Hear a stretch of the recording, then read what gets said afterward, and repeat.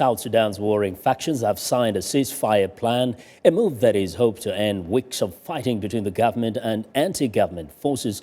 Representatives for President Salva Kiir and his rivals signed two agreements in Addis Ababa late Thursday. One agreement calls for both sides to immediately cease all military operations. The other deals with the status of detainees. Nhail Deng Nhail, the lead negotiator for the government delegation, expressed guarded hope. Having now signed the agreements on the cessation of hostilities and the status of the detainees, we hope to be able to make haste towards an agreement that will end bloodshed and restore us to the path of democratic political life.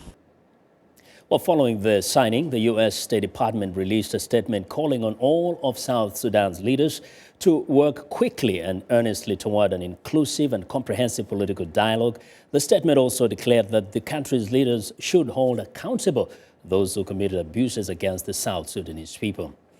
Well, for more perspective on the ceasefire agreement, VOA's Andrew Green joins us by phone from Juba. Hello, Andrew. Hello. Okay, first tell us what has been the immediate reaction there to the signing of the ceasefire. I think I would describe it as cautious optimism. I think people were fairly excited to get the news, but they're waiting to see after the initial 24-hour window closes whether the fighting is actually going to stop or whether this is just a false promise. And this is mostly because not every group that is aggrieved was represented at the talks. Isn't that what is being said?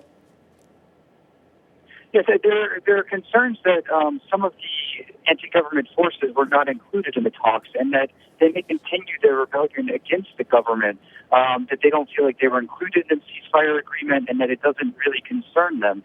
So there are concerns that fighting in some areas of the country could certainly continue. And I think people are waiting to see what happens. Now, are there others in the country perhaps suggesting other form of talks which will bring together the other groups that have been left out, perhaps internally? I don't know that that's something that's been floated yet. The president today did have a press conference where he called on all combatants to adhere to the ceasefire, and we'll see if people are willing to listen or if they're going to stay in the field and fight. Now, to the rest of the world, one of the concerns has been the humanitarian crisis there. Give us some updates on what is the situation as we speak today. Yeah, so as far as we know, there are more than 500,000 people who have been displaced either internally or have crossed the border and become refugees in neighboring countries. More than half of those people have not been reached with any humanitarian access whatsoever. So you're talking about at least 250,000 people who potentially don't have food, shelter, or access to clean water. And I know it's been a serious concern among the United Nations, the government, and humanitarian groups on the ground.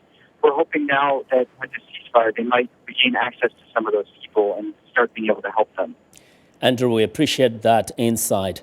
That's VOA's Andrew Green reporting live from Juba in South Sudan.